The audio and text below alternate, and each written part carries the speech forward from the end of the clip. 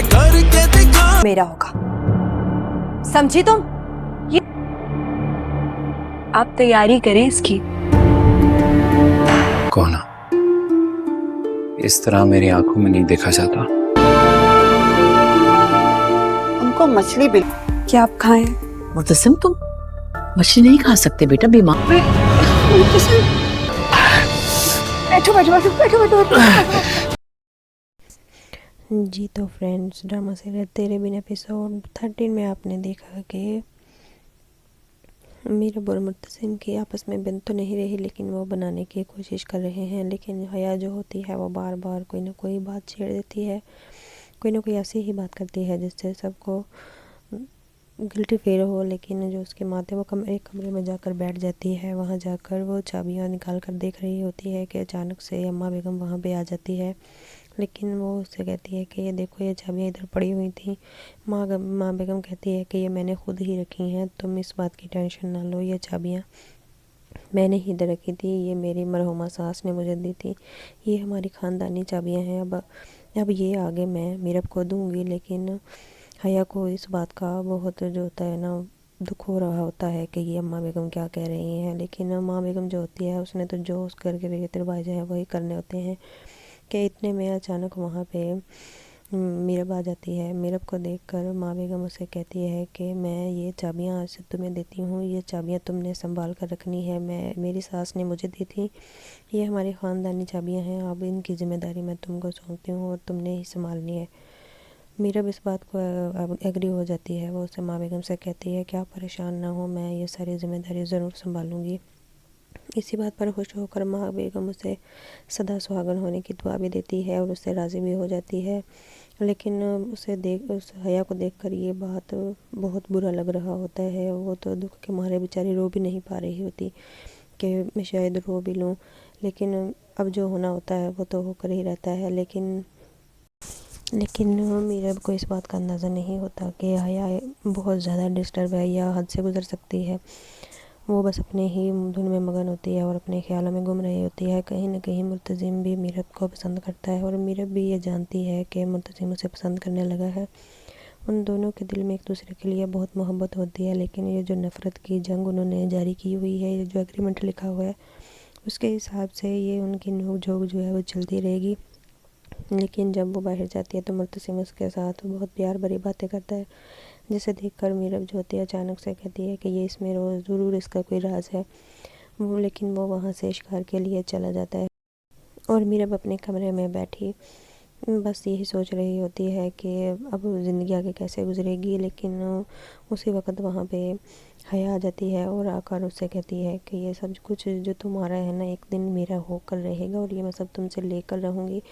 लेकिन मीरब को उसकी इस बात पर गुस्सा नहीं आता। वो उसे समझाने की कोशिश करती है कि तुम अपनी ज़िंदगी अब क्यों ख़राब कर रही हो, अब तो जो होना था वो गुजरा है, मैं तो अब यहाँ पे आ गई हूँ, तुम अपने बारे में कुछ सोचो, अपनी ज़िंदगी को अच्छे तरीके से गुजारो। लेकिन उसकी ये बातें जो हया को बहुत बुरी लगती हैं, वो उसे झटक देती है और कहती है कि तुम अपने काम से काम रखो, एक दिन मैं तुमसे ये सब छीन कर रहूँगी। तो फिर हया भी जो भी होगा, हया उसे अब साथ उसके चलेगी, देखेगी। लेकिन मीरा उसे कहती है अगर ऐसा है तो फिर ऐसा ही सही, तो चलो फिर दोनों चलते हैं, देखते हैं कि कौन जीतता है कौन हारता है। वैसे तो मुझे ये मुकाबलेबाजी पसंद नहीं है।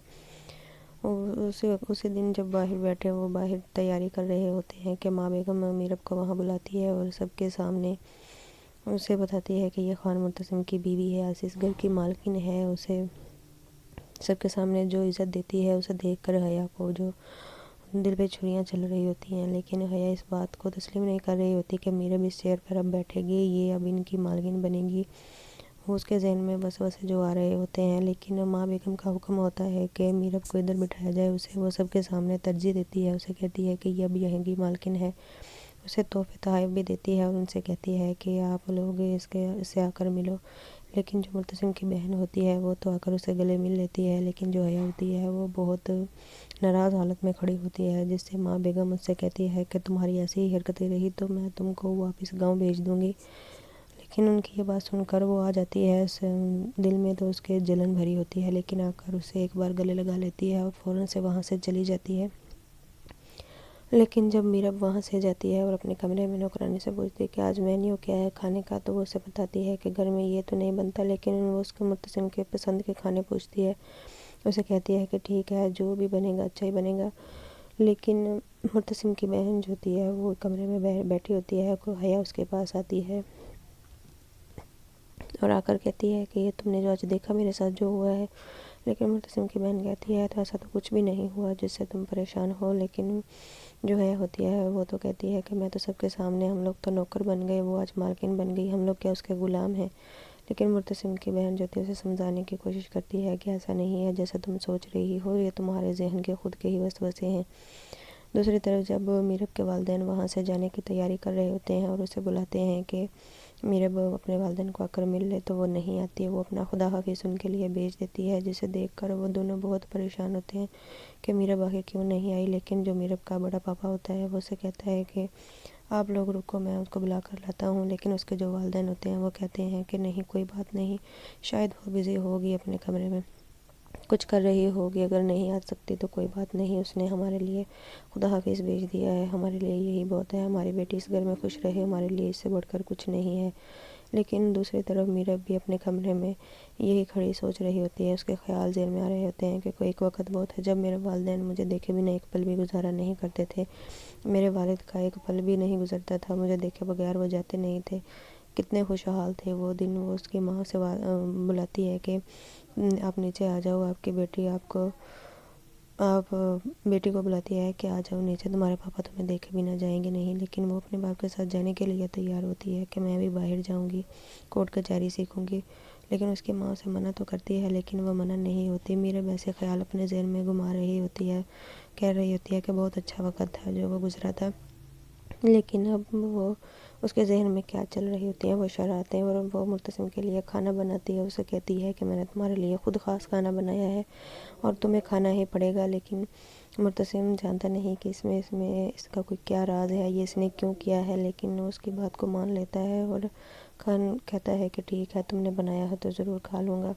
اور وہ کھانے کی ٹیبل پر آ کر بیٹھ جاتے ہیں اور سوچ رہا ہوتا ہے جب وہ کھانا دیکھتا ہے کہ یہ تو میری پسند کا کھانا ہی نہیں ہے. پھر بھی وہ چپ کر کے بیٹھا رہتا ہے، کوئی سی بات کو ظاہر نہیں ہونے دیتا. جب ماں بیگم آتی ہے وہ دیکھتی ہے کہ کھانے میں کیا کیا بنا ہوا ہے تو وہ فوراً سے منع کر دیتی ہے. وہ کہتی ہے کہ مرتسم کو تو مچھلی منع ہے، یہ منع نہیں کھا سکتا، لیکن اس کی تو طبیعت خراب ہو جاتی ہے. لیکن میرب کہتی ہے میں نے تو اتنے پیار سے بنایا تھا، اب اسے کھانا ہی پڑے گا، اگر نہیں تو چلو کوئی بات نہیں میں کچھ اور بنا دیتی ہوں. لیکن وہ میرب کا دل رکھنے کے لیے اسے کہتا ہے کہ ٹھیک ہے کوئی بات نہیں میں کھا لوں گا. ماں وہ بچپن کی بات تھی، اب میں بڑا ہو گیا ہوں، اب میں بیمار نہیں ہوں گا، کوئی بات نہیں جو بھی ہے میں وہی کھا لیتا ہوں. میرب تو جانتی ہے کہ اسے یہ پسند نہیں ہے، پھر بھی جان بوجھ کر بناتی ہے. لیکن اس کی عزت سب کے سامنے رکھنے کے لیے وہ کھا لیتا ہے. لیکن اسے کھانے کے بعد کمرے میں سو رہا ہوتا ہے کہ میرب بیٹھی دیکھ رہی ہوتی ہے کہ مرتسم تو بہت مزے کی نیند سو رہا ہے، خود موبائل میں بزی ہوتی ہے. لیکن مرتسم کی اچانک طبیعت خراب ہونا شروع ہو جاتی ہے. وہ فوراً سے اٹھتی ہے اور اسے دیکھتی ہے کہ آخر مرتسم کو کیا ہو گیا ہے. لیکن وہ جانتی نہیں کہ اس کے ساتھ کیا ہو گیا ہے. اسے فوراً سے الرجی ہونا شروع ہو جاتی ہے جس سے اسے مومنٹ ہونی شروع ہو جاتی ہے، وہ الٹیاں کرتا ہے.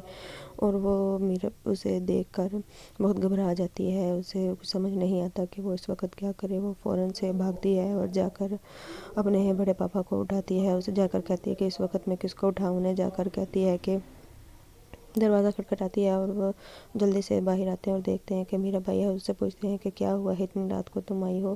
میرب کہتی ہے کہ وہ سمجھتے ہیں کہ شاید اسے مرتسم نے کچھ کہا ہے. وہ پوچھتے ہیں کہ مرتسم نے کچھ کہا ہے کہ وہ کہتی ہے نہیں مرتسم نے مجھے کچھ بھی نہیں کہا، لیکن آپ جلدی چلیں آپ میرے ساتھ، اور مرتسم کی طبیعت بہت خراب ہے آپ اسے بچا لیں. اس کی نادانی دیکھ کر وہ بہت پریشان ہو جاتا ہے اور وہ فوراً سے آتے ہیں اس کے ساتھ اور دیکھتے ہیں کہ مرتسم کی طبیعت واقعی بہت خراب ہوتی ہے. وہ فوراً سے آتے ہیں اور اسے سمجھانے کی کوشش کرتے ہیں کہ تم پریشان مت ہو، تم پانی لے کر آؤ، میں اسے میڈیسن دیتا ہوں، گھبرانے والی کوئی بات نہیں ہے. لیکن میرب جو ہوتی ہے وہ اس بات سے بہت پریشان ہوتی ہے کہ پتہ نہیں مرتسم کو کیا ہو گیا ہے، اب اس کی حالت کیسے ٹھیک ہوگی، ہاسپٹل نہ لے جانا پڑ جائے. لیکن وہ اسے میڈیسن دیتا ہے اور کھلاتا ہے.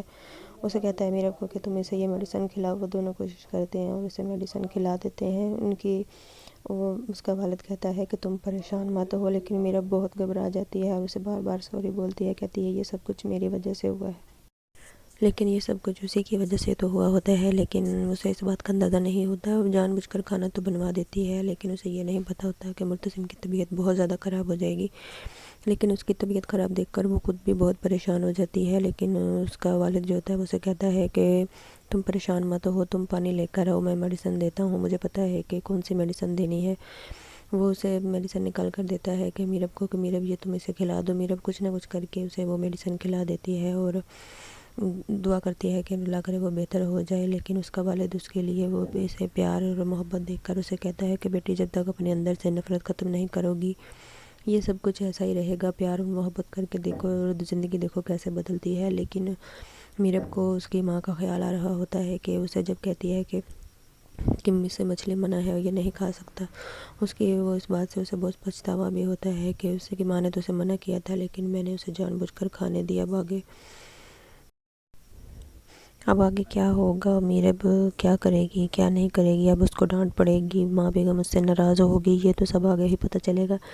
لیکن صبح جب ناشتے کے لیے وہ بیٹھے ہوتے ہیں تو میرب کی ساس جو ہے وہ اسے کہتی ہے کہ ابھی تک مرتسم اٹھا نہیں ہے، کیا مسئلہ ہے. مرتسم تو اتنی دیر تک سوتا نہیں ہے، وہ تو ہمیشہ جلدی اٹھنے کا عادی ہے. لیکن جو میرب کا والد ہوتا ہے وہ اسے کہتا ہے کہ کوئی بات نہیں، بندہ کبھی کبھار لیٹ بھی اٹھ جاتا ہے، اس کی باتوں کو دل پر نہیں لیتا. لیکن حیا وہ راستے سے گزر رہی ہوتی ہے، نوکرانی وہاں سے بستر لے کر جا رہی ہوتی ہے تو وہ اسے پوچھتی ہے کہ آخر کیا مسئلہ ہے، کیا ہوا ہے. وہ اسے کہتی ہے کہ مرتسم ساری رات الٹیاں کرتا رہا ہے، اس کی طبیعت خراب ہو گئی ہے. اب حیا کہتی ہے کہ اب مجھ سے یہ جو ہے میرب بچ کے دکھایا، اب میں دیکھتی ہوں کہ یہ سب میرب کی وجہ سے ہوا ہے. اب آگے کیا ہوگا دیکھتے ہیں کل نیکسٹ ایپیسوڈ میں. نیکسٹ ایپیسوڈ دیکھنے کے لیے میرے چینل کے ساتھ جڑے رہیں اور بیل آئیکن کو بھی پریس کر دیں تاکہ میرے چینل کی ہر نئی ویڈیو آپ کو مل سکے. شکریہ.